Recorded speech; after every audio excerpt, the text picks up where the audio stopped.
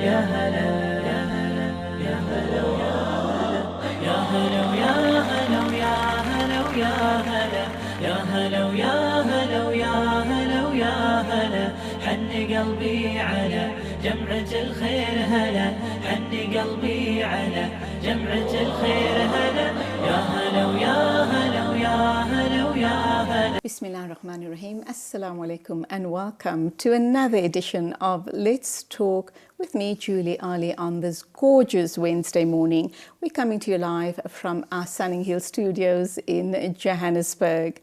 Now, we're going to be talking about the pink drive and breast cancer, and coincidentally, we're also going to be talking to two visiting doctors. The one is a professor and the one is a doctor from India to talk about cancers. And then we'll be talking about an anthology, the Migration Anthology. So all of that coming up in the show. We do hope you're going to enjoy what we've got planned for you this morning. But first up, we'll be talking to Yael Mark. She is an oncologist. She practices at the Sandton Oncology Center, and we're going to talk about breast cancer and the pink drive, just why it's important and why we need to create and become involved in this initiative. So do stay with us. Yael, good morning. Welcome to the show. Thank you. I see you wearing pink in support of the pink drive. That's right, of course. Yes, they're a very important organization. Absolutely. Just as a matter of interest, that on Saturday we'll be talking to Dani van den Berg from Momentum about the pink drive and sport, particularly the pink drive and cricket. Okay. So we're very excited, and of course we here at ITV support it all the way. Yes. So you're an oncologist. Tell us a little bit about the importance of obviously education around breast cancer. Right. So early detection saves lives. That's the motto of the pink drive, and it's an excellent motto because, as with most diseases, the earlier you pick up cancer, the better. So we try and educate the public, particularly women, for breast cancer, to check their breasts and their underarms regularly, because if you pick up a lump early on, then it's a lot easier to treat than once it's grown bigger in its later stage. Now, a lot of people seem to think when you talk breast cancer and you talk the pink drive, it's really only targeted at women. Right. But that's not the case, is it? Absolutely. Initially, the pink drive was targeting women and breast cancer. However, in more recent years, they have partnered with other organizations, and they now offer a much wider range of services, both for women and for men. So they offer pap smears, which is a test for cervix cancer. And for men, they offer PSA testing, which is to test for prostate cancer. And they also educate men around prostate and testicular cancer. What about the HPV vaccine? Do you believe, I know it's just been recently introduced, do you think that's going to make a difference? Obviously that's not related to breast cancer, we're talking about cervical cancer in that situation. But talk to us a little bit about that. So the HPV vaccine, as you say, has recently been rolled out in South Africa, and data shows us that it will certainly reduce the rates of cervical cancer. It's going to take time because cervical cancer is a slow developing cancer, which is why incidentally it's also a fantastic cancer for screening, because you can pick it up in pre-malignant or early stages and treat it and have excellent cure rates. So the vaccine will definitely reduce the rates of cervix cancer, but it's something that we're going to see 10 or 20 years down the line.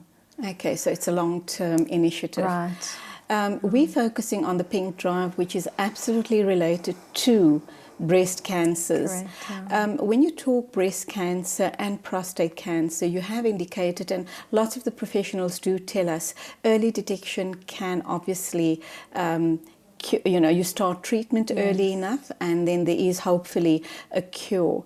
But with breast cancer, let's assume you haven't detected it early enough. Yes. Are we looking at cancer spreading then perhaps to other parts of the body?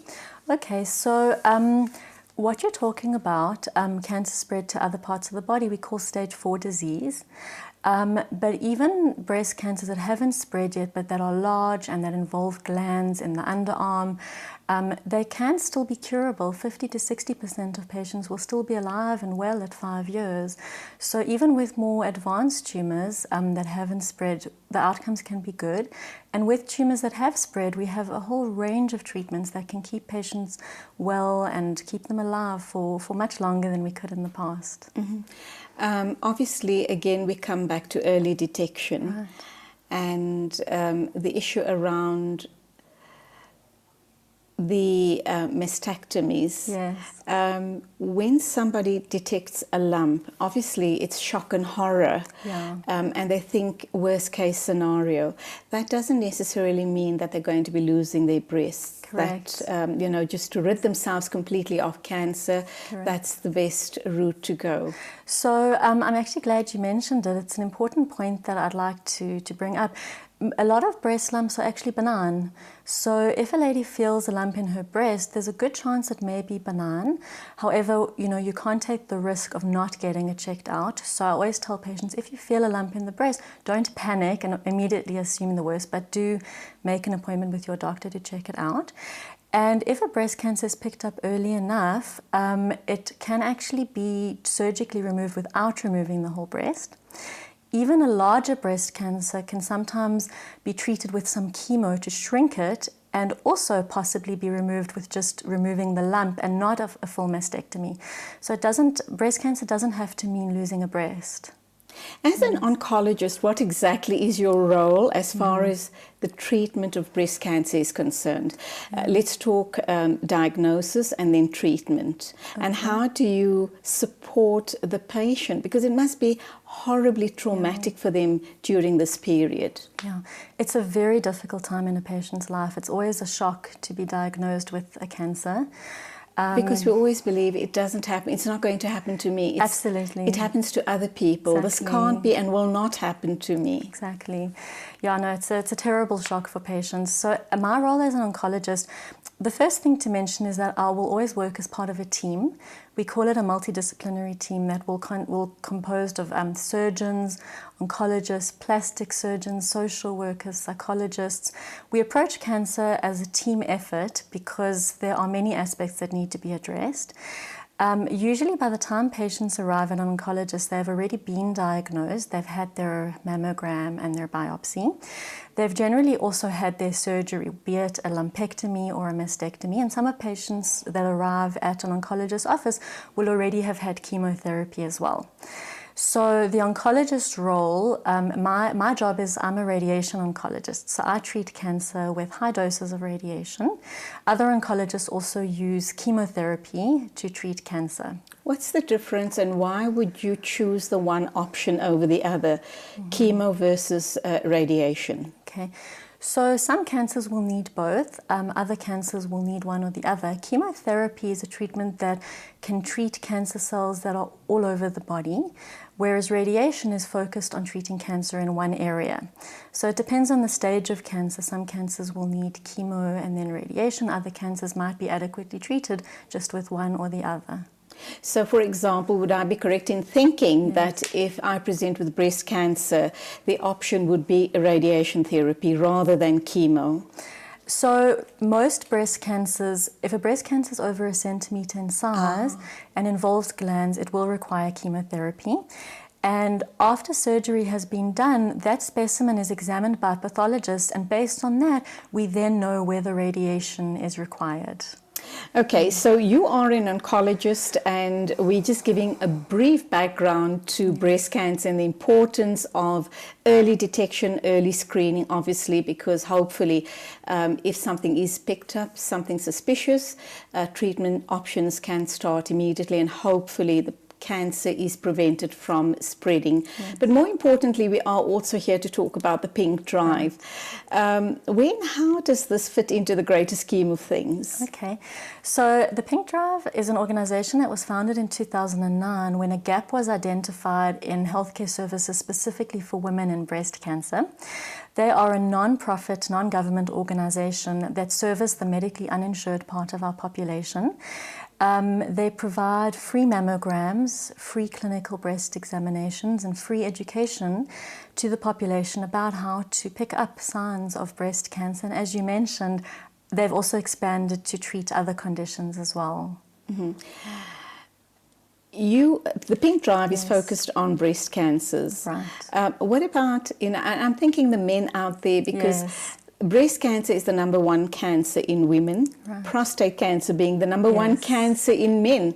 Is the pink drive thinking of perhaps addressing that? You know, can you detect for prostate cancer? So the Pink Drive has added a service recently where they offer free Psa blood testing. That stands for prostate-specific antigen, and that is the blood test that we use to test for prostate cancer in men. So they have added that service in response to a need for men getting help to detect prostate and also testicular cancer.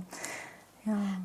Men with breast cancer, yes, are they treated possibly in a similar fashion to women with breast cancer? Absolutely. Men with breast cancer are treated with the same range of treatments, being the surgery, radiation, chemotherapy, hormonal therapy.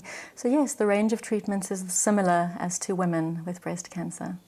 And there is also obviously the possibility that men too would have to have mastectomies. Absolutely, yeah. In fact, men with breast cancer more frequently require mastectomies because there isn't as much tissue for the cancer to expand in before it would start to grow into the chest walls. So surgery is frequently used in men with breast cancer. That sounds more serious than with a woman presenting with breast cancer, but we'll talk about that right after the ad break. Sure.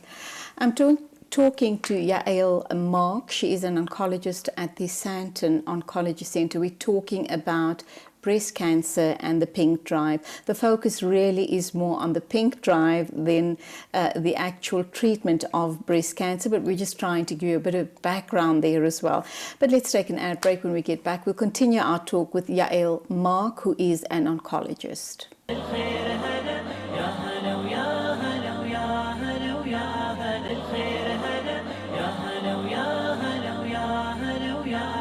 And welcome back. We're talking the pink drive here on ITV Networks this morning. Why are we talking about it? Well, simply because it's really very important. It's about your health and mine. And remember, it's not only a woman's issue. It's not only about breast cancers in women. It's also about breast cancers in men, and men too present with breast cancers. And from what Yael has just said to me before the ad break, it seems that when men present with breast cancer, then it is more serious than it is with women.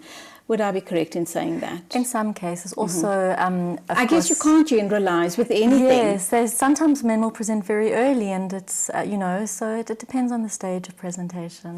Let's talk about how men present with breast cancer and then women as well, and see if there's any differences or similarities. Okay, so men will present in much the same way as women. The kind of signs that they should look out for is a breast lump or a lump in the underarm. Skin changes such as redness and heat of the skin of the breast, and tethering or pulling of the skin of the breast, a nipple discharge, all the same signs. Even really. with men? Absolutely, yes. Okay, yeah. okay. So those are signs to look out for. It's something you can't miss, can you? It can. If it's a small lump, it can be easy to miss. Particularly men are not really used to having to check their breasts. So it's possible to miss a small lump. Yes. Okay, but there is hope. What we're saying is it doesn't matter with what cancer and how advanced it presents, even if it's stage 4. As humans, we go into our treatment with a lot of hope and prayers that things will work out, and in the hands of good doctors like yourself. Now, the pink drive has made a huge positive difference in millions of lives. Yes.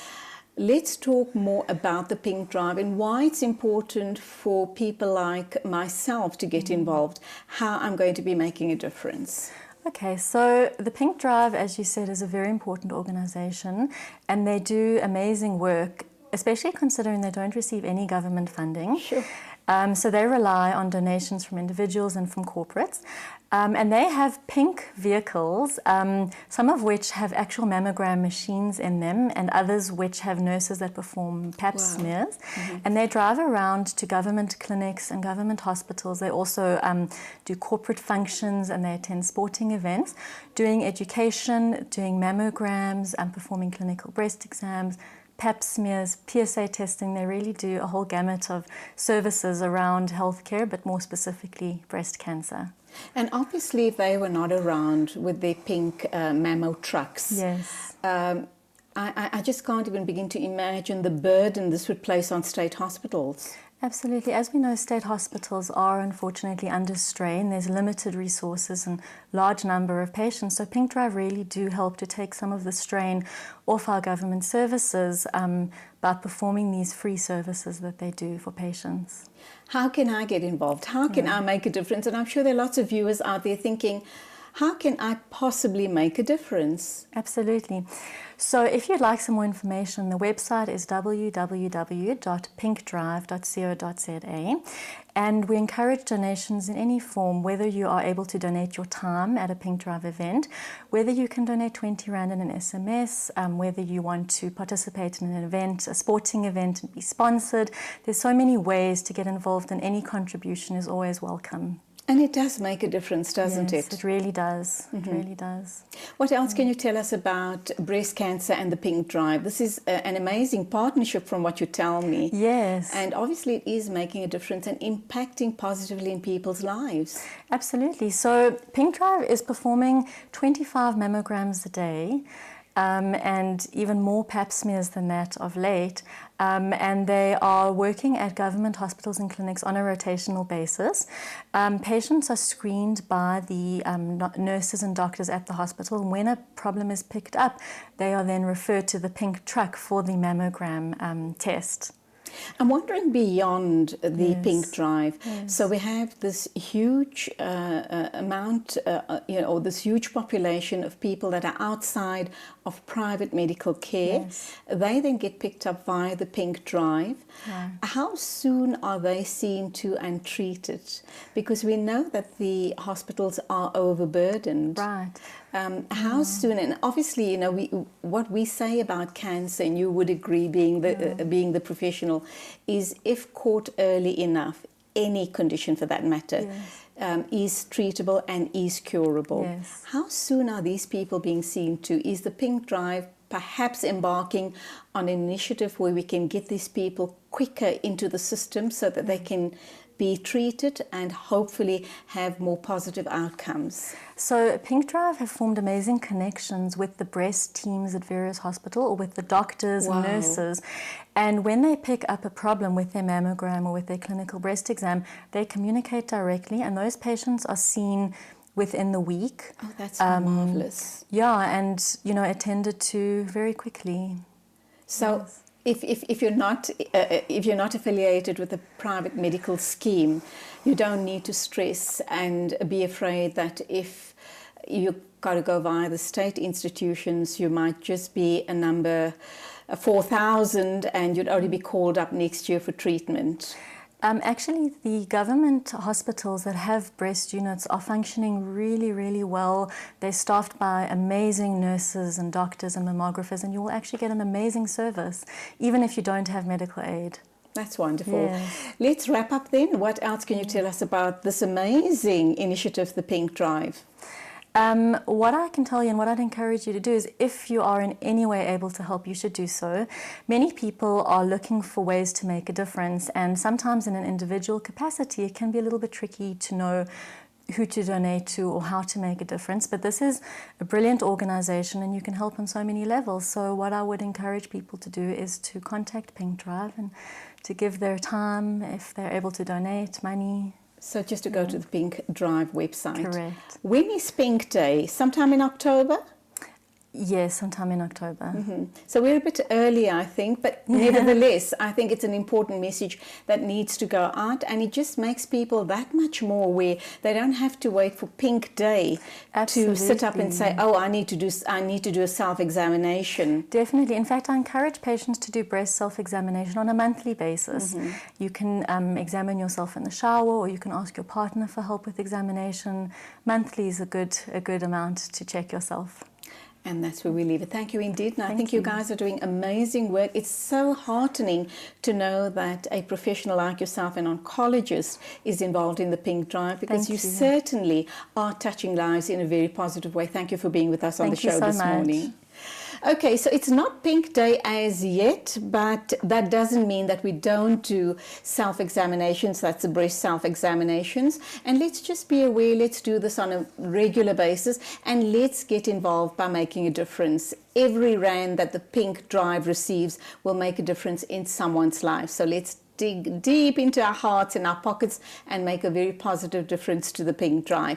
Still to come on the show, we're going to keep on track with cancer, and we'll be talking to two overseas doctors. The one is a Professor Dan Burke, and the second one is Dr. Binu Kuruvilla from India. They're going to be here talking about the reason for their visit to South Africa and what's new in the world of cancer treatment. And we'll be wrapping up by talking about the Migration Anthology. Do stay with us.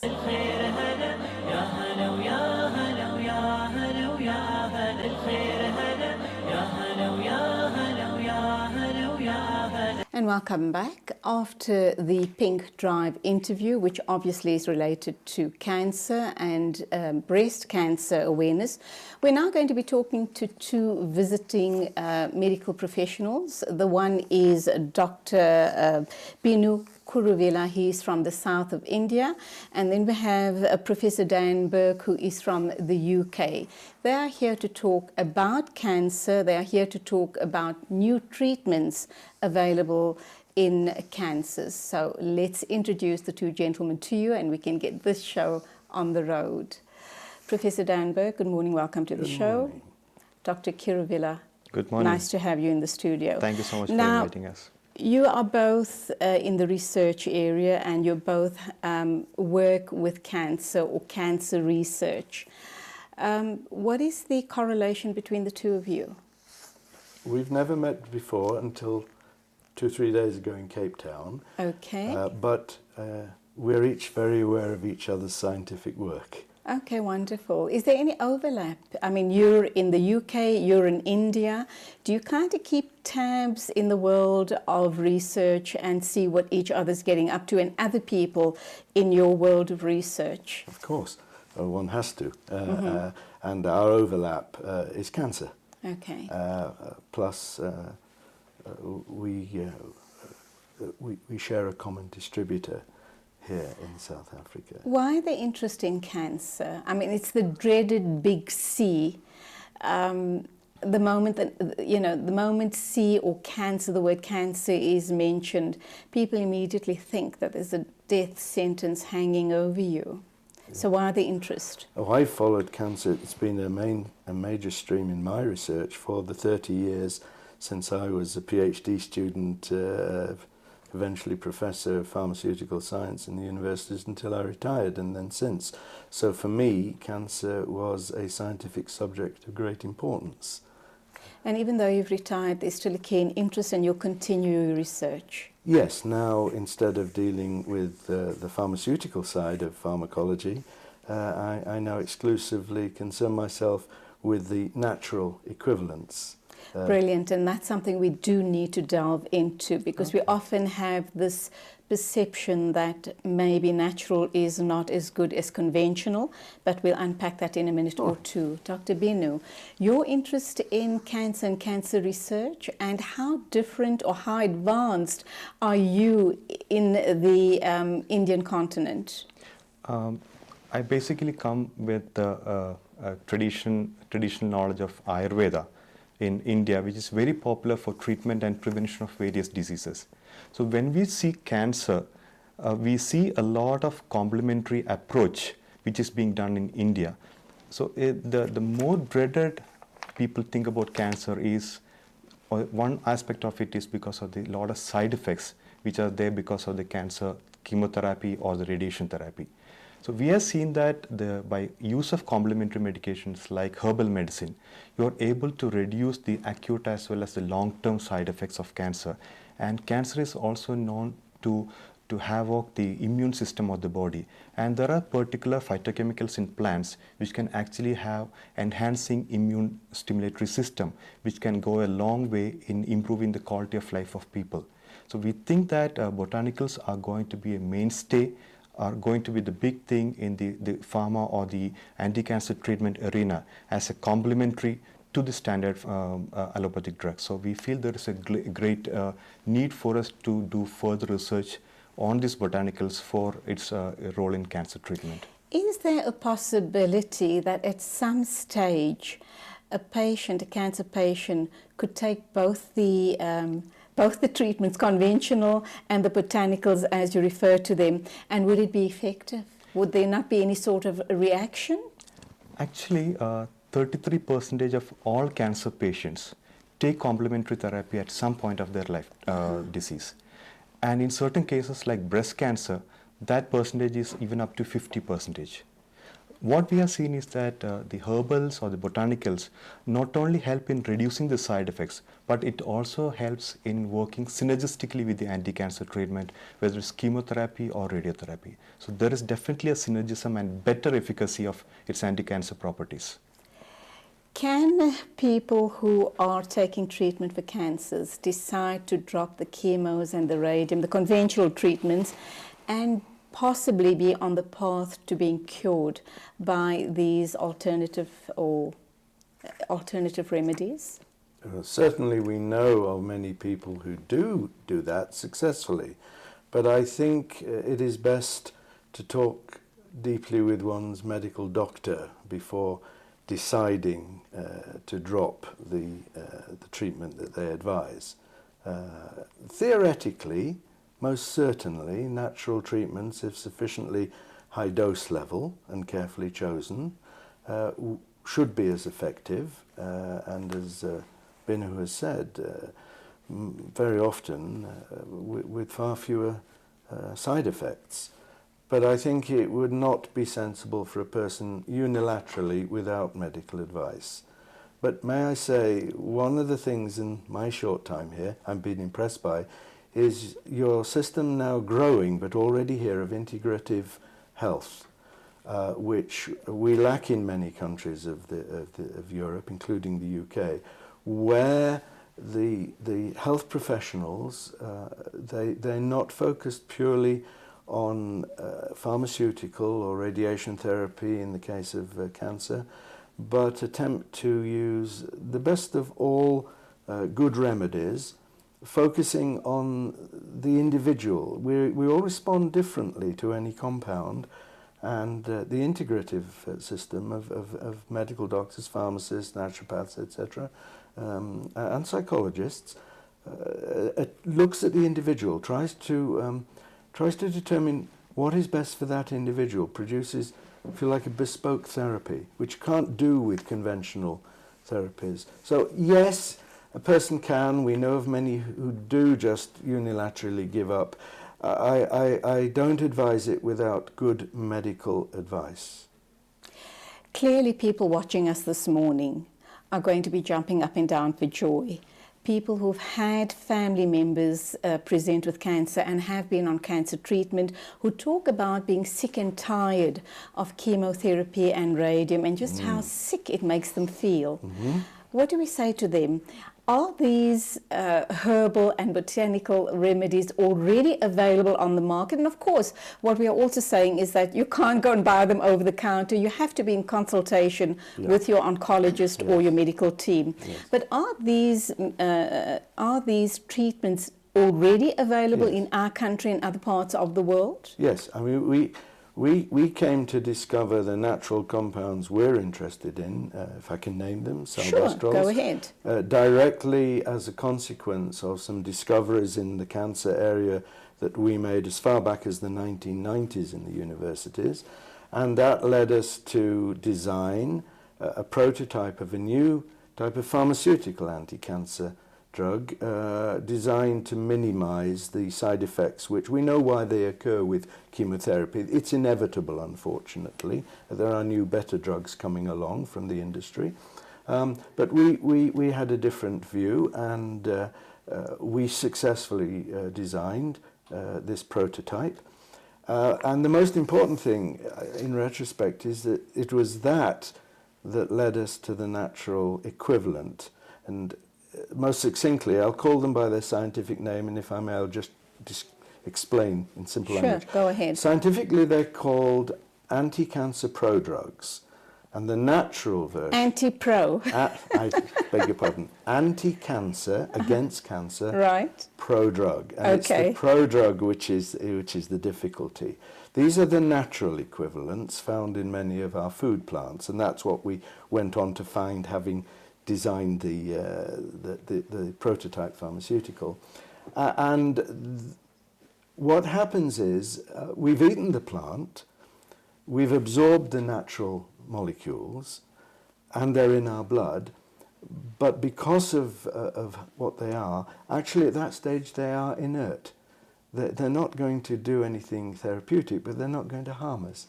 And the first discovery we made was an activation mechanism, a certain enzyme, which turns out to be not quite exclusive to cancer cells, but there's not a lot of it in normal cells. And so you put the two together, the natural plant compound, our particular part of us, human enzyme, which happens to be primarily in the cancer cells, and the enzyme is now able to make a small chemical change in the structure of this natural, and suddenly it activates it from an inert compound to a powerful anti-cancer agent. And it is that derivative, we call it a metabolite, that deals with the cancer cell. And we had to think up and design these type of compounds, but nature actually had already made them. And for the very non-scientific, the best description, and I'm afraid it's a bit violent, but then dealing with cancer is violent. Absolutely. Somebody described these natural anti-cancer prodrugs as like a hand grenade where the pin is only taken out once it's inside the cancer cell. This particular enzyme you could liken to the hand removing the pin. And so the damage occurs to the cancer cell. The actual damaging agent is this very chemically reactive, pharmacologically reactive derivative formed inside.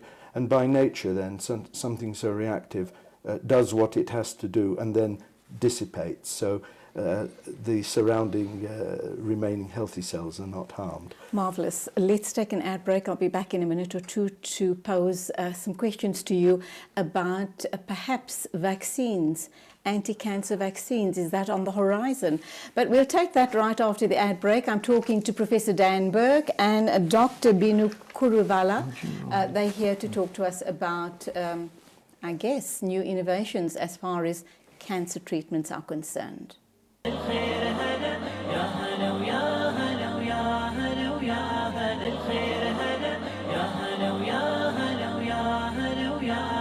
And welcome back. We're talking about the new cures for cancers globally, and we have two international visitors in studio with us this morning, Professor Dan Burke from the UK and Dr. Kuruvilla from the south of India. They both work independently. They've met for the first time a few days ago in Cape Town, but they do know of each other's work and they both complement each other. So to you, Dr. Kuruvilla, you've heard the questions put to Professor Burke. In your line of work and the research that you've been involved in over these past few years, do you believe that there is a possibility that we're going to be seeing an anti-cancer vaccine at some stage in the near future? My basic work is on turmeric, which has got an active ingredient called curcumin. So curcumin is known to be a potent anti-inflammatory and antioxidant agent, and also known to have a lot of anti-cancer activities. But the problem with curcumin is that it is very poorly absorbed in the body. So if you take curcumin, most of it goes passes right through. Yeah, and very little which is being absorbed is actually fastly metabolized by the liver to inactive metabolites. So our major research when we wanted to target cancer as an indication for complementary therapy was to see how best you can take this curcumin into the systemic circulation so that you has a therapeutic level of free curcumin in the body. That research actually took us to a formulation where the curcumin is blended with essential oil of turmeric, which actually enhances the bioavailability but also enhances the bioactivity. And that product it's actually available in the South African market in the name Biocurcumin, and also available almost 30 countries worldwide. So the benefit of curcumin is multifold. Unlike the pharma drugs which are single gene or single pathway modulators, curcumin actually works on multiple pathways simultaneously. So just to give an example, curcumin when given along with chemotherapeutic agents or given along with radiotherapeutic agents, there are two aspects. One, it significantly reduces the side effects. The second thing, it actually helps to sensitize the cancer cells to chemotherapy and radiotherapy. That gives us an option of reducing the dosage of this chemo or radiotherapy so that you get a similar effect or a same effect even with the lower doses. But one of the most important aspect of curcumin is its ability for chemo prevention. That is preventing or modulating the pathway of a normal cell to become activated to a pre-malignant to a malignant cell. The process of carcinogenesis is being modulated or prevented by curcumin. So one of the most important aspects of curcumin in cancer care would be on the preventive level. Well, look, that sounds almost magical. It almost sounds like the silver bullet. That being said, what about people who are in remission? Or perhaps if I have a history of cancer in my family and I don't present with cancer but believe that I want to protect myself, could I take those natural remedies and protect myself in the future from presenting with cancer? Definitely, that's exactly what these phytochemicals are capable of. They are actually able to modulate your immune system, which actually helps in preventing the body with these toxic effects of carcinogens. The carcinogens actually lead to formation of oxidative stress in the body, which can lead to chronic low-grade inflammation. That is supposed to be the leading cause of most of chronic degenerative diseases, including cancer. And curcumin is a molecule which can actually inhibit this chronic process of inflammation right in the cellular level. Your thoughts, Professor Burke, on the response from Dr. Kuruvilla? Well, he's right, but let me expand. No, just let me expand slightly. And there are two sides. You talk correctly about in remission, how can you help yourself? Also prevention.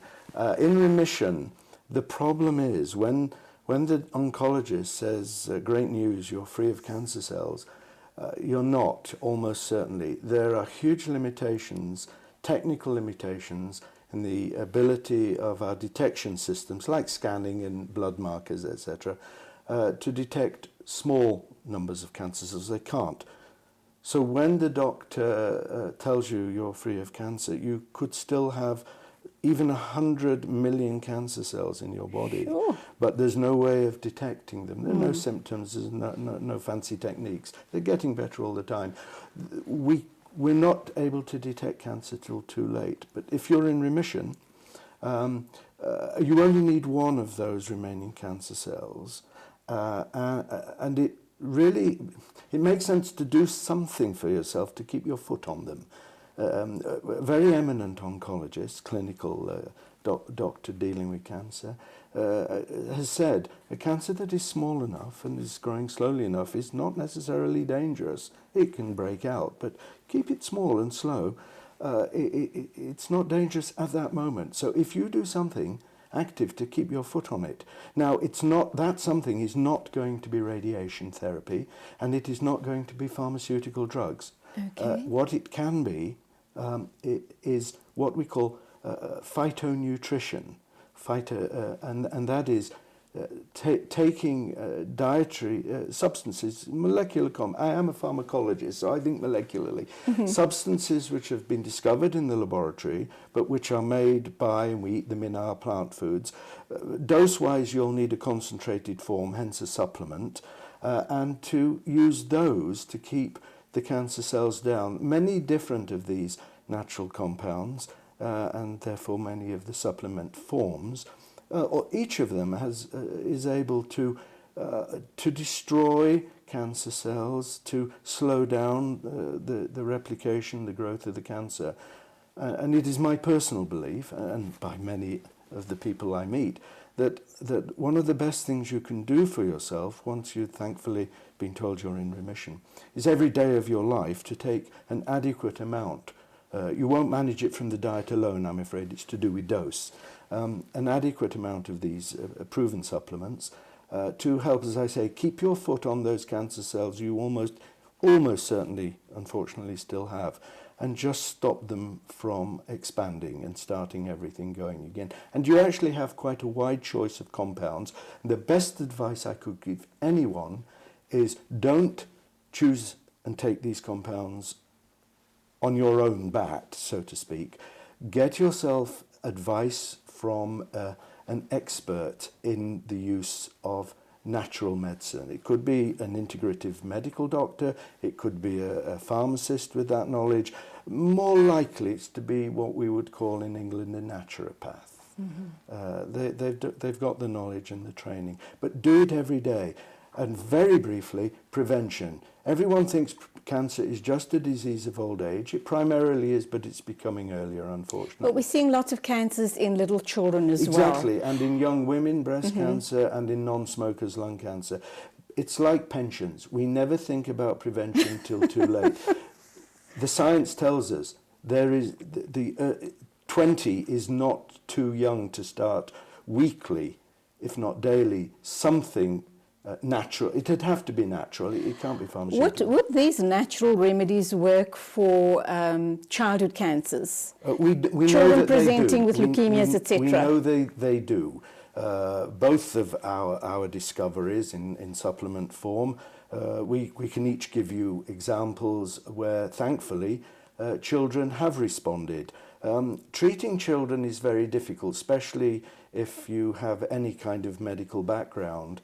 One knows that they respond so sensitively, and of course the regulations are very strong, quite rightly. But yes, it's clear. Children, the pharmacology of children, by the time they get to the age of about 6, is not so different from the human, but they're smaller humans, so obviously maybe a little less, but they do work, these natural compounds. Dr. Kirivella, you talked about inflammation. What's the importance of inflammation and the word inflammation as far as cancers and development of cancers is concerned? Inflammation is basically a response of the human body to protect itself from an injury, whether it being a trauma or an infection. So when there is an injury to the body responds by producing inflammatory markers which can actually bring in swelling and release of cytokines and chemokines which actually lead to oxidative stress and long-term chronic inflammation. But inflammation is actually a beneficial part of to the body. But the problem is when the inflammation goes out of control. There has to be a proper balance between the pro-inflammatory and anti-inflammatory mechanisms. And you're not going to know that as a patient that is going out of control. It's only once the cancer has presented you realize what's gone wrong in your body. Yeah, basically the chronic inflammatory process leads to oxidative stress, which is known to bring havoc to the body by inducing the carcinogenesis or change of a pre-malignant cell to a malignant cell, or the transformation of a normal cell to a malignant cell. So basically inflammation and cancer is so linked, the pathways are almost common, that a process of inflammation can actually lead to cancer if it's not controlled and it prolongs in a chronic duration. I'm not a medical person, but from what I'm picking up by what you say is when you talk inflammation, I'm automatically thinking autoimmune diseases. Are you, if you're suffering from one of those, are we suggesting that you're more prone to perhaps cancers? Not in my opinion. No. No, not in my opinion. Okay, so people with autoimmune diseases don't need to worry about maybe cancers. not quite that far, but it is not the most likely consequence of autoimmune disease. Right. There are other real problems. Okay, we are almost at the end of the show, but let me ask you this. You talk about other problems. What are they, number one? And number two, I understand, according to the literature that I've read up on you, Professor Burke, is there's going to be a time, sometime soon, I should imagine, where every second person is going to be presenting with cancer. That's absolutely frightening. Having said that, you can correct me if I'm wrong there. And number three questions, because we're going to be wrapping up, is if you're talking about these natural remedies or these natural agents that are now on the market, can we not then turn that around so that we don't have every second person perhaps presenting with cancers, and we break down that number? Every 10 person maybe, every 1 in 10 people. Yes, you're not wrong in anything you've said. Unfortunately, the statistical likelihood of getting a cancer diagnosis has recently increased from 1 person in every 3 to 1 person in every 2 in certain countries like the UK, for example. Why is that? Has that got to do with stress levels, diet, etc.? It's multifactorial, and we probably don't have the time. It's multifactorial, but clearly something is going wrong in our attempt to deal with cancer. The trouble with statistics, the correct interpretation is always quite complicated. Something is clearly not going right. But your other question, if you could just summarize, because I've just forgotten it. If we're saying every second person is going to be presenting with cancer. I know what it is. The problem is the scientists have now shown without doubt cancer is almost a consequence of our cells, our healthy cells, living and doing what they do. We can do our very best to have a really good diet, and that will help protect us because of all the natural molecules, to abstain from smoking, not to work in environments where we get cancer-causing chemicals, to keep away from nasty viruses, choose our parents carefully so we don't have cancer genes. That's a tall order. And still, some of the greatest cancer researchers around today have recently been pointing out almost certainly cancer cells will continue to occur in our bodies merely by the process of life. And if you accept that, the only sensible thing to do is do something positive to basically, if you think of the cancer as a herd of animals that mustn't be allowed to go rampaging, you cull a few. You kill off selectively a few every day of your life. You're not going to do it with something as noxious as a pharmaceutical or radiation. Basically, the diet has been given to us to make use of. We've lost sight of it. We need people's advice. There is an issue of dose. The diet is low dose chronic, long-term prevention. Sometimes you need a little higher, that's where supplements come in. But it's clear, those cancer cells are almost certainly happening. Actually, there's the technical term microtumors, little nests of them. They're happening all the time, it's now realized. If we ignore it, they'll become cancers as likely. So eat your greens and eat your fruit and be a good person. Let's leave it there. Final question to you, Dr. Curuvilla. Fact or myth, cell phones, overusing cell phones, microwave, cell phone towers, etc., etc., etc. Are they harmful and do they cause cancers? At least with the information that we know, that the ultraviolet radiation is from these devices. That we are not sure about that, but at least the radiation is known to be a causative factor for cancer development. So time will only tell whether the use of cell phones... Not directive, causative. Causative. Okay, that's where we leave it. Gentlemen, thank you indeed for being with me on the show this morning. I hope that you've enjoyed it. Oh, yes. Thank you so much for being It's been lovely having you, and do enjoy the rest of your stay in our beautiful country, South Africa. And of course, the two good doctors, Professor Dan Burke and Dr. Curuvilla, talking to us about new developments in the research field as far as cancers are concerned. Do hope that you found that informative enough. Still to come on the show, we're going to be talking about the Migration Anthology. But first, let's take an ad break.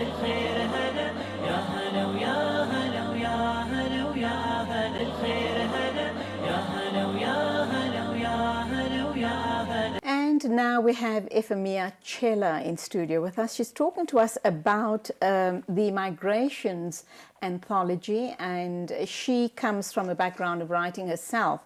She is the social media manager and co-editor on the Migrations Anthology. Let's understand and hear what this is all about. And I think it's exciting times for people who have dreams and ambitions about becoming writers. Hpv, morning, welcome to the show. Morning to you too. Thank you so much for having me. Lovely to have you here. And we're going to talk about the Migrations Anthology. It's the book you have on in your hands. You just want to show it up to the camera.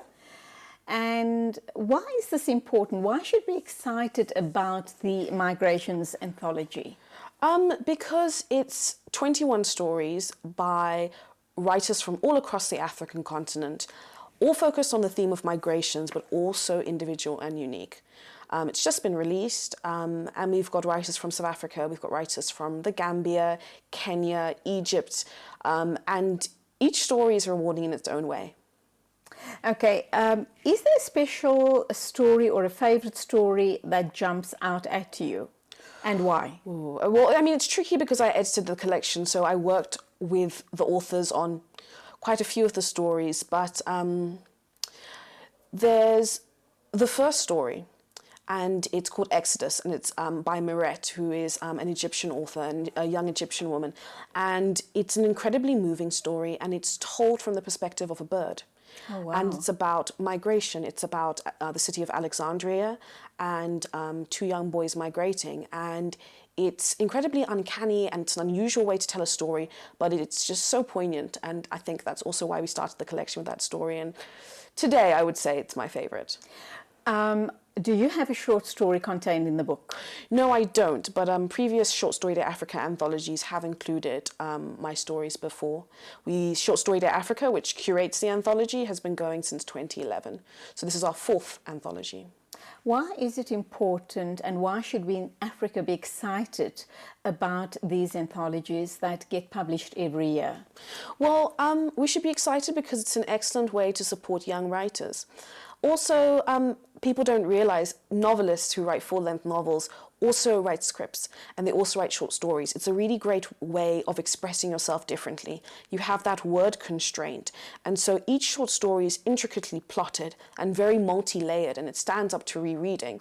So short stories in Africa are really experiencing a boom and a resurgence because people are beginning to value having this dense, incredible story, but you don't have to necessarily invest as much time as you would a book. And as we all know, in the modern world, everything's competing for our attention. And African writers are pretty good, we would say, at writing short stories. Mm-hmm. So I think that's why people should be excited about it. And we have a whole range of authors in this collection. We've got new writers who've never been published before. And we've got more established writers like Fred Khumalo, the South African author, who are in here as well. So it just gives you, it keeps your finger on the pulse of what's happening in African literature. That's wonderful, obviously. And when we look at it, the title is Migrations Anthology. It talks about migrations happening globally, which is a real issue and is a real event currently in the 21st century. So people are able to tell their stories, which is very, very important. Definitely. I mean, in 2016, the Short Story Day Africa team and our executive board decided on that theme partially for that reason. It's happening to everyone. And it was interesting because the authors took the theme migrations and absolutely ran with it, as they do writers with their imagination. So it's not just physical journeys, they're also emotional journeys and emotional migration to different states of mind. We also even have a couple of stories which have a sort of science fiction bent. Wow. So there's one called Diaspora Electronica, and humans in the future are moving from their human bodies and they're actually migrating to an electronic cloud. And it's about the tension between that. So this collection will definitely surprise you. If you're expecting 21 stories about people just looking for a better life in a different country, you'll be surprised. But I mean, Migrations is such a 21st century issue, and it will continue to be as we grow and we interact with more people from different backgrounds, and as we all try to coexist on this planet. Absolutely. Now, we all pretend that we, there's a book inside of us, there's a story to be told. I've promised for as long as I can remember that I'm going to write that book. Whether it happens is another story. But what does it mean for anybody who's written a short story in an anthology? Is that indicative of the fact that perhaps there's a novel in the making, and there is an opportunity, and there is the opportunity of being recognized and be given the opportunity of being published at some stage? Well, I mean, it's possible. I mean, our anthology actually is a competition. So there is first, second, and third place. So within the competition itself, the anthology itself, there is the opportunity for prizes. And some of the authors just get this boost because this is the first time they've been published, and it does spur them on to write a novel. But there are many famous writers who are only short story writers, like Truman Capote, like Chinua Achebe wrote tons of short stories. So it's not to say necessarily they might write a novel, they may continue writing short stories, but it's just the fact that they get published and they get recognized, and the value, I think, is what really urges them to keep writing and to not give up and to not stop writing. I mean, it was incredible this year. Our third prize winner was TJ Benson, who's a Nigerian writer. And we hold online fiction micro workshops just for 2 weeks with about 10 people on our Facebook page. And he had been entering them for a year and slowly honing his craft. And we read these entries blind, so we don't know who they're by. And he turned out to be the third place winner. And that's an incredible story of someone who just kept writing and trying and practicing their craft. And for that, this is what it's all about for Short Story Day Africa. It's about supporting writers. What about people like myself? I believe there's a beautiful story or an interesting story to be told, but I'm not sure that I've got writing capabilities, and I go to a ghostwriter. Is this a big and a newer trend that's coming onto the market, ghostwriters? I wouldn't say it's a newer trend. Certainly in the memoir and autobiography category, it's been going on for years.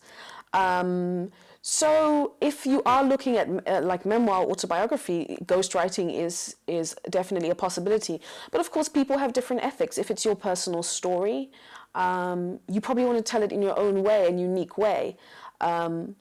So I mean, it just depends, really. But because this is fiction, all the writers did write their own stories, of course.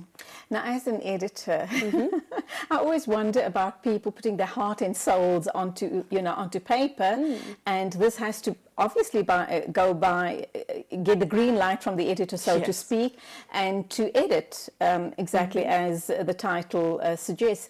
Edit the book to be more possibly readable or more attractive to the reader. But writers take that very personally, don't they? Yes. And how do you get around that? They take it exceptionally personally. I mean, of course you would. You sit in your room alone, scribbling over, and you think you have the perfect thing, and then you've got someone like me who you don't know from a bar of soap, and I send you a track changes document with everything in red. Even experienced authors who've published 6 books say when it comes back from the editor, sometimes they have a little cry because it's your baby. So some authors don't react well to criticism, and some do. But I think what writers who do respond to it, and a lot of the writers in this collection did, is it's a really unique opportunity. So you're getting advice from someone who's completely invested in your story. We are trying to get to as close as your vision as possible. So we pick up on things you may not pick up on. We're working in service of the story. That's what Helen Moffat, who was our mentor for this anthology, for the editors, says. You're working in service of the story, so it's not a criticism of the writer. It's a criticism of the story to make it better, to make you shine as a writer. I mean, editors are there to make you sound smarter. Now, we're talking about the Migrations Anthology, and you have said that this comes out every year since 2011 or 2013? Short Story Day Africa was founded in 2011, and our first anthology came out in 2013. And it had a different theme. There's a different theme every year. We actually have just released our call for submissions. Our next theme is ID. ID as in identification? It's up to you. There you go. Because it could be ID for id, the psychological id, or it could be ID for identity. So we've just released the call for that. So submissions are going to start coming in on the 1st of June. Okay, and then when... All right, hold the thought. Let's take an ad break. We'll talk some more after the ad break. I'm talking to Hpv Chela. She is talking about the launch of the Migrations Anthology, the book containing 21 short stories, and they all feature African writers, Africans throughout the continent, from the tip of South Africa right up to North Africa to Egypt. And obviously she's also suggested that the entries for next year has just been launched. She'll tell us more about that. Do stay with us. We're going to talk some more about African or the Migrations Anthology.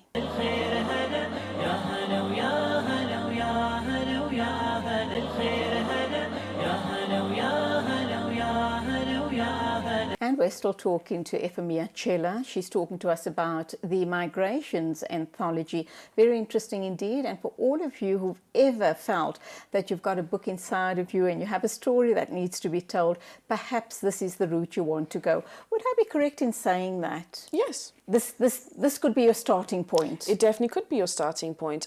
We've just opened the call for our next year's anthology. As you said, yes. So submissions will be open from the 1st of June. So if you're looking to write something, you better start quickly. And the theme is ID. So it could be interpreted as the psychological id, which is our deepest desires, or it could be taken as identity. So it's up to the writers, and anyone can enter.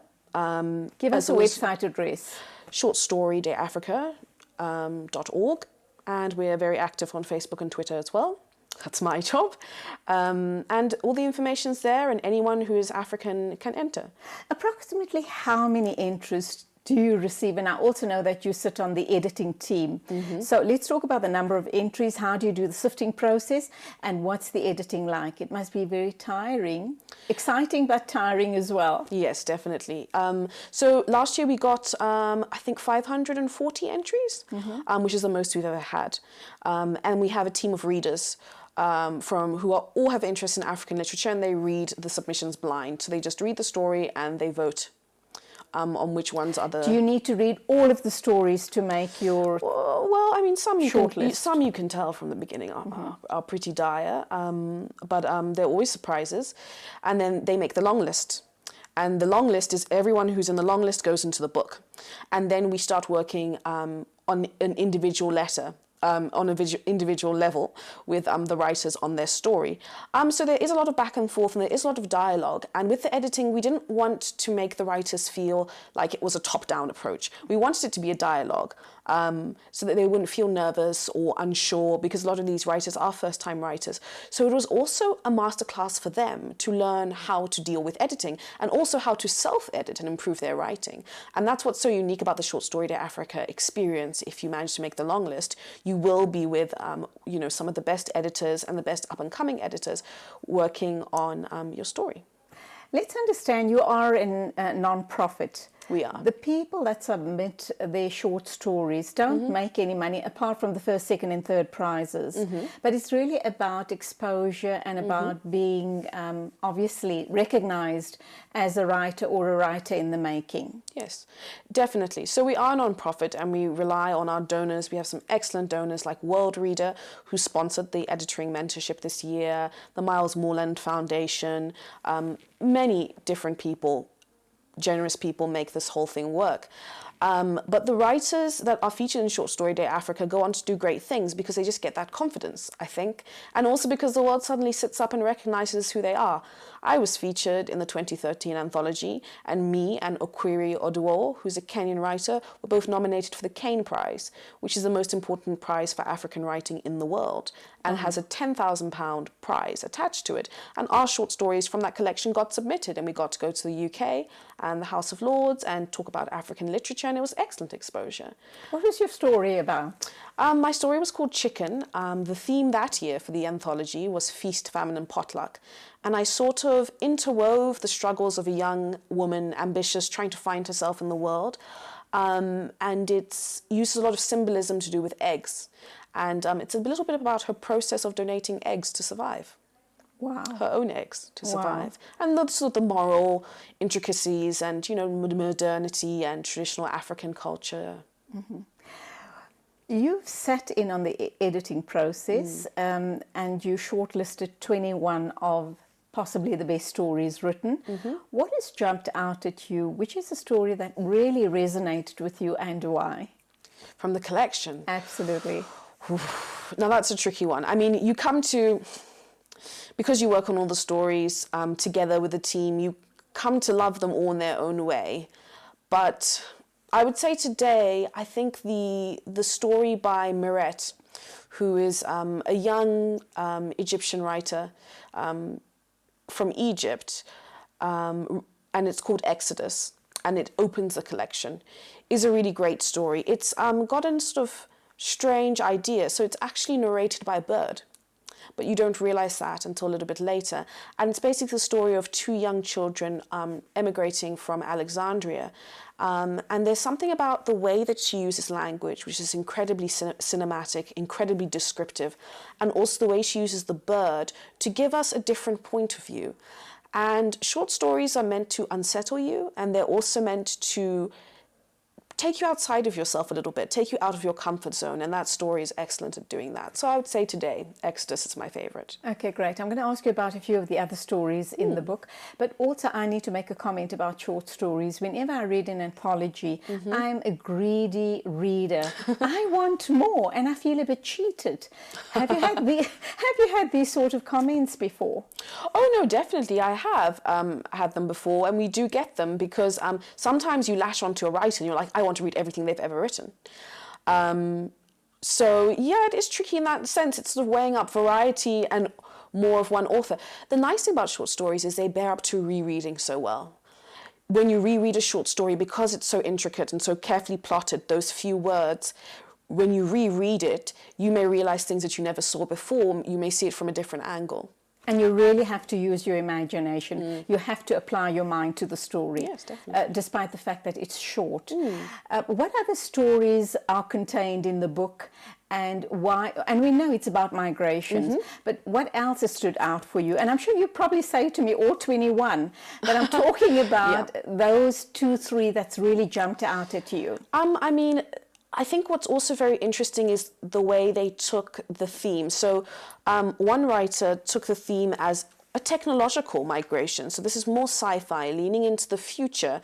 And it's a situation where humans are now leaving their earthly bodies and getting uploaded onto a collective consciousness. And that for me was a very interesting, there's a very interesting emotional and romantic thread that weaves through that story. Also, the migration in the mind. There are a lot of these stories that deal with migration in the mind. So just migrating from one state of mind to another. There's one called The Impossibility of Home by Idza Luhumoyo, who's a Kenyan writer. And it's about a disabled girl and her quest to find her father and how she migrates through the process of being a daughter. Because as you are a daughter, you change in relation to your father, whether he is there or not. And that is an excellent story. And it's also an excellent story about female friendship as well. So, I mean, there are a couple of stories in the collection which really stood out for me. There's even one about internal migration. It's one by Stacey Hardy, who's a South African author called Involution. And she's dealing, in the story, the young woman is dealing with an invader. Someone has invaded her body or something, and she's not sure. She's not sure what. So, I mean, for anyone who picks up this collection, it will surprise you. It won't just be 21 stories of people trying to make a better life for themselves. There are all sorts of interesting angles that people have, the authors in the collection have taken to get to making these stories. Let's talk about the process. I should imagine it's a year-long process because there's just so much that you need to go through. You've got to obviously open up the competition, so to speak. The stories start coming in. What's it, the 3rd or 4th year that you're running? Let's look at the process, question number 1, and question number 2. Who buys these books? Who should be buying these books? And is there a market in Africa for African writers? Well, the process starts with our call for submissions, and we release the theme. This year's theme, as I've explained, is ID. And then we have all the stories, once submissions close, read by readers. They're voted for, they're read blind, so we don't know who writes the stories. And they get voted for, and then we have a long list. And everyone in the long list goes into the collection. And then later on in the year... Why do you refer to it as the long list? I've been referring to it as a short list. Well, because later on in the year we receive a short list for more suspense, and that's the top 5 stories. And then we release the top 3 winning stories. Okay. And all the long-listed short stories go to the judges, and our judges have been amazing. This year we had H.J. Golokai, who's a crime fiction writer from Liberia and also an immunologist, incredible woman. We've had Tendai Huchu from Zimbabwe. So that's also part of what we do in the year, finding judges, finding readers, finding, all sorts of different things. And then the best story wins. Okay. Basically, that would be the process. As to who buys these books, anyone who's interested in, well, at Short Story Day Africa, we have an ethos of subvert and reclaim. So we want to subvert stereotypes about Africa and African literature, that, you only write about war or famine or poverty. So the stories that usually rise to the top are stories that subvert those stereotypes, and then we also like to reclaim. So we want to reclaim our own stories, to have stories written by Africans for Africans. So the people who buy the books are anyone who's interested in literature, because this really is showing writers who are on the tip of being discovered. So these are writers who don't even have a book deal yet, but have so much talent, as well as more established writers. For people who love short stories, who love the thrill of a short story, picking you up and just going through the whole reading process and taking you to different places. Well, yes, I mean, this collection, particularly Migrations, completely allows you to travel. I mean, some of it is set in Africa, some is set in Australia. It's and some of it's set in the future, which could be anywhere. So it's really quite accessible to anyone, even young readers. Because the short stories are shorter, people who don't have as much time, like young readers who don't maybe have the stamina to sit through an 800-page book, also are very interested in this. And that's where we have to leave. It's been fascinating talking to you. And of course, we are in the age of instant gratification. So I guess short stories would be more appealing to people. So thank you so much. Who knows, one of the days you might get me knocking on your door and talk about my story that needs to be written. But thank you for being here. Lots of success with the sale of the book. Thank you very much. That was Euphemia Chela talking to us about the new book, and of course that is called Migrations Anthology. This comes out every year, once a year, with a different theme. And if you believe you have a writer inside of you, crying or wanting to break free, then here's your opportunity. Just, knock on their doors, go to their website and submit your manuscript, and who knows, the sky could be the limit. And that, of course, brings us to the end of the show for this morning. Thank you so much for watching. Let's end off with our thought of the day, which is, nobody can go back and start a new beginning, but anyone can start today and make a new ending. Till Saturday morning at the same time as always, Assalamu alaikum wa rahmatullahi and Khudafiz from me, Julie Alli.